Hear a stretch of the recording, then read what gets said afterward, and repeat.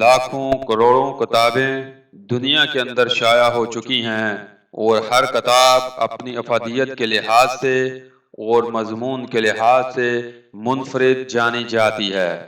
کہیں تو لکھنے والے یعنی آتھر کو سراہا جاتا ہے اور کہیں پہ کتاب کے خد و خال یا اس کے اندر لکھے ہوئے مضمون کی اہمیت کو سراہا جاتا ہے۔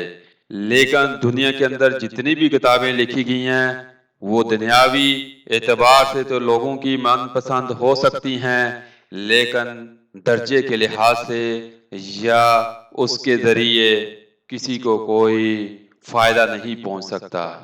ایسا فائدہ جس کے پڑھنے سے انسان کے درجات بلند ہوں، یا ان کتابوں کو پڑھنے کے بعد کل قیامت کے دن ان کے نامہ اعمال میں ان کے بارے نیکیاں لکھی جائیں۔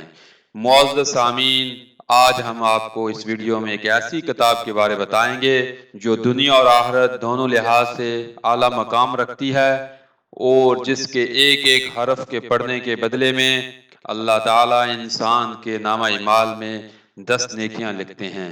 اگر یہ اسی کتاب کو رمضان کے مہینے میں پڑھا جائے تو ایک حرف پڑھنے کے بدلے میں اللہ تعالیٰ 700 نیکیاں لکھتے ہیں۔ اللہ اللہ اکبر کبیرہ والحمد للہ کثیرہ وسبحان اللہ بکرۃ واسیلہ۔ جیسا کہ معزز سامعین، ہم نے آپ کو کتابوں کے بارے تعارف کرایا اور جس کتاب کے بارے خاص کر کے اس ویڈیو میں بتایا جائے گا، امید ہے کہ آپ سمجھ گئے ہوں گے وہ کون سی کتاب ہے۔ تو معزز سامعین، وہ قرآن مجید ہے۔ اللہ اکبر، جس کے ایک ایک حرف پڑھنے کے بدلے میں اللہ تعالیٰ اپنے بندوں کو 10 نیکیاں عطا کرتے ہیں۔ تو معزز سامعین، قرآن مجید پڑھنے کی فضیلت کے بارے میں سیدنا ابو امامہ باہلی رضی اللہ تعالیٰ عنہ سے روایت ہے۔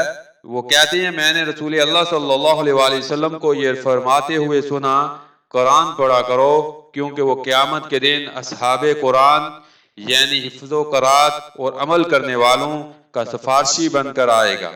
اللہ اکبر، سبحان اللہ وبحمدہ، سبحان العظیم۔ 2 روشن چمکتی ہوئی صورتیں اس قرآن مجید میں موجود ہیں، جن میں سے ایک کا نام البقرہ اور دوسری سورت کا نام سورت آل عمران ہے، جن کے بارے نبی صلی اللہ علیہ وسلم کا ارشاد ہے ان کو پڑھا کرو کیونکہ وہ قیامت کے دن اس طرح آئیں گی جیسے وہ 2 بادل یا 2 سائبان ہوں، یا جیسے وہ ایک سید میں اترتے پرندوں کی 2 داڑیں ہوں۔ وہ اپنی صحبت میں پڑھنے اور عمل کرنے والوں کی طرف سے دفع کریں گی، سبحان اللہ والحمد للہ ولا الہ الا اللہ، اللہ اکبر، اللہ اکبر کبیرہ والحمد للہ کثیرہ وسبحان اللہ بکرۃ واسیلہ۔ معزز سامعین، یہ تو صرف 2 صورتوں کے بارے اللہ کے نبی نے اپنے مومن بندوں کے لیے ارشاد فرمایا، جبکہ سورت بقرہ پڑھا کرو کیونکہ اسے حاصل کرنا باعث برکت اور اسے ترک کرنا باعث حسرت ہے۔ یعنی کہ جس شخص نے سورت بقرہ پڑھی اس کے ذریعے اس کے گھر میں، اس کی زندگی میں، اس کی رزق میں، اس کے دنیاوی معاملات میں اللہ تعالیٰ برکت پیدا کریں گے یا برکت ڈالیں گے، لیکن جو اسے ترک کرے گا اس کے لیے باعث حسرت ہوگی، باعث ندامت ہوگی۔ وہ اس کے اوپر پچھتائے گا کہ جب میرے پاس وقت تھا اس کو پڑھنے کا تو میں نے اپنا وقت فضول کاموں میں خرچ کیا۔ تو معزز سامعین، سورت بقرہ کو پڑھنا چاہیے کیونکہ یہ باطل پرست یعنی ساحر اور جادوگر جو لوگ ہیں وہ اس کی طاقت نہیں رکھتے۔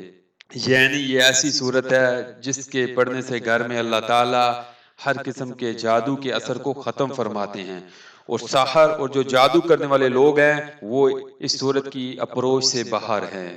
یہ صحیح مسلم حدیث نمبر 1874 ہے۔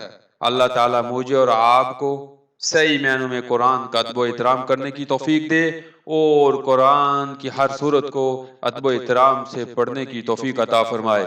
معزز سامعین، اسی تناظر میں میں ایک ذکر کرتا چلوں، جب ہم بچپن میں تھے تو اکثر ہم لوگ دیکھتے تھے کہ زیادہ تر لوگ جو اپنے گھر کی جو اوپر اونچائی والی جگہ تھی وہاں پہ قرآن پاک کو غلاف رکھ دیتے تھے، احترام سے احتراماً رکھ دیتے تھے، اور میں نے بعض دفعہ اس وقت یہ محسوس کیا کہ زیادہ تر ہمارے گھروں میں جو قرآن تھے وہ اوپر چھتی کے اوپر جو ہے نا بڑے احترام سے رکھے جاتے تھے، اور سال بھر جب برتنوں کو نیچے اتار کے جو پتل یا چاندی کے برتن تھے ان کو دھویا جاتا تھا، تو اسی وقت اس قرآن مجید کو بھی اتار کے اس کے غلاف کو دھو کے دوبارہ قرآن پاک اس میں رکھ کے پھر اس کو دوبارہ اوپر رکھا جاتا تھا۔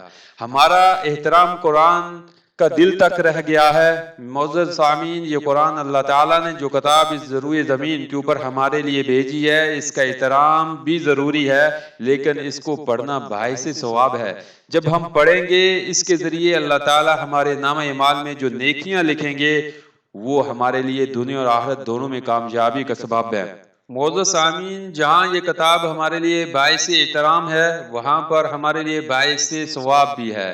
یہ کتاب اللہ بھی ہے اور کلام اللہ بھی ہے۔ یہ واحد کتاب ہے جو دنیا کی اللہ تعالیٰ نے مسلمانوں کے لیے ہدایت کے لیے بھیجی، اور اس میں بہت سے انبیاء کے واقعات بھی بتائے گئے ہیں، اور بہت سی ایسی قوموں کا ذکر بھی کیا گیا ہے کہ جو اس سے پہلے گزر چکی ہیں اور جو زمین کے اوپر ایک بڑی سلطنت کے مالک تھے، لیکن جب انہوں نے اللہ کی ہدایات کے اوپر عمل نہ کیا یا اللہ کے رستے سے غلط رستے پہ چلے تو اللہ نے ان کو پکڑ لیا۔ اس قرآن میں اکثر مقصود بتانا یہ ہے کہ جو آج کی امت ہے اس کو بھی اس قرآن سے ہدایت لینی چاہیے، اور یہ ہمارے لیے باعث احترام ہے۔ یہ وہی قرآن ہے جس کو عام دن میں اگر ایک لفظ کو پڑھا جائے تو 10 نیکیاں ملتی ہیں، لیکن اسی قرآن کو جب رمضان کے مبارک مہینے میں پڑھا جائے تو ایک نیکی کے بدلے 700 نیکیاں ملتی ہیں۔ سبحان اللہ و بحمدہ سبحان العظیم۔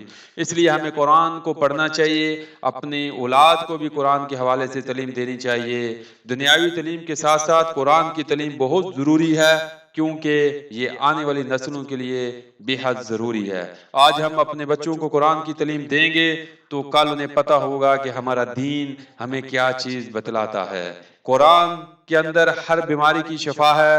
وہ لوگ جو کہتے ہیں کہ ہمیں بیماری ہے، ہم ٹھیک نہیں ہوتے، آپ سورۃ رحمان کا ورد کریں۔ سورۃ رحمان بے حد ضروری ہے، اور اس کے اندر اللہ تعالیٰ نے اپنی نعمتیں جو انسان کو عطا کی ہیں ان کے بارے بتایا ہوا ہے، اور اس کے ساتھ ساتھ سورۃ یاسین بھی قرآن کا دل ہے، اور اس کے ساتھ ساتھ دوسری صورتیں ہیں ان کے اندر بھی شفا ہے۔ قرآن پورے کا پورا انسان کے لیے شفا ہے۔ تو اللہ تعالیٰ مجھے اور آپ کو اور تمام دنیا کے مسلمانوں کو قرآن پڑھنے، اس پہ عمل کرنے اور دوسروں تک صحیح معنوں میں پہنچانے کی توفیق دے۔